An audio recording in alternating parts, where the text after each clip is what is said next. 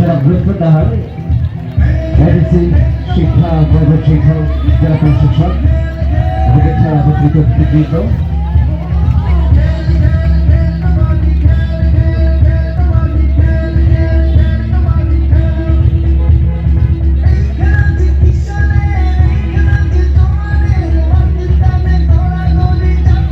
ক্রিয়া সংস্থা উপবিষ্ট আছেন বিশেষ অতিথি হিসেবে যারা বৃত্তদাহার এডিসি শিক্ষা প্রাইভেট শিক্ষক যারা প্রশিক্ষক এবং এছাড়া আমাদের মাঝে উপবিষ্ট আছেন যারা মুর্শিদুল ইসলাম সিনিয়র সহকারী কমিশনার উপবিষ্ট আছেন যারা এম এ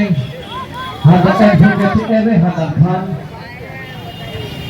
বাবা কমিটির সম্মানিত আহ্বায়ক এবং উপস্থিত আছেন যারা আবু ইউসুফ খান ভারপ্রাপ্ত প্রাথমিক শিক্ষা অফিসার উপজেলা প্রাথমিক জেলা শিক্ষা অফিসার বৈভব শিক্ষক সকলকে আমাদের তরফ থেকে জানাই আন্তরিক অভিনন্দন এবং অভিবাদন। সমস্ত সুধী আমাদের আজকে ফাইনাল ম্যাচ আপনারা দেখতে পাচ্ছেন এবং যার অনুষ্ঠিত হয়েছিল সিলেট জেলা স্টেডিয়ামে এই নতুন করে স্পোর্টস 2026-এর শুভ উদ্বোধন করেন গণপ্রজাতন্ত্রী বাংলাদেশ সরকারের মাননীয় প্রধানমন্ত্রী জনাব তারেক রহমান সম্প্রচার মন্ত্রণালয়ের মাননীয় প্রতিমন্ত্রী জনাব ইয়াসির খান চৌধুরী।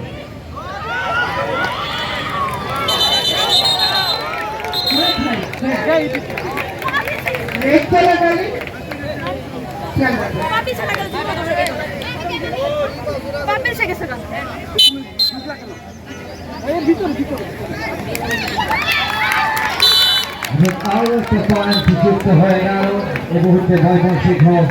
জেলা পাচ্ছি স্কোর বল এবং জামালপুর জেলা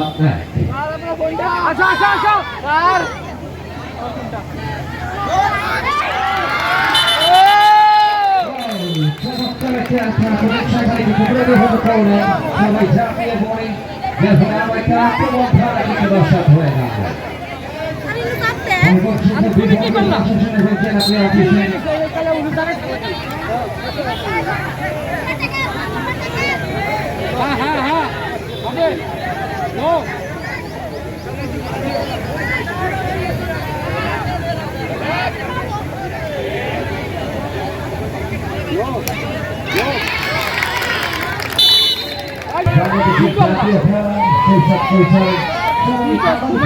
পরিচিত আমাদের আজকের অনুষ্ঠানে খেলাধুলার সঙ্গে সম্পৃক্ত ছিলেন শৈশব কৈশোরে পড়াশোনার পাশাপাশি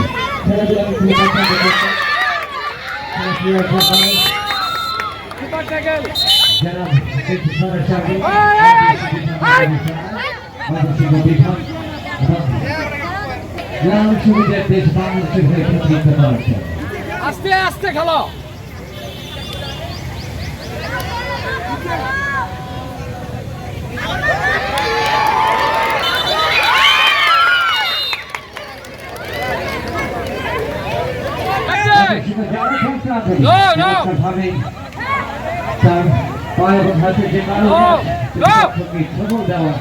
দেখা যাচ্ছে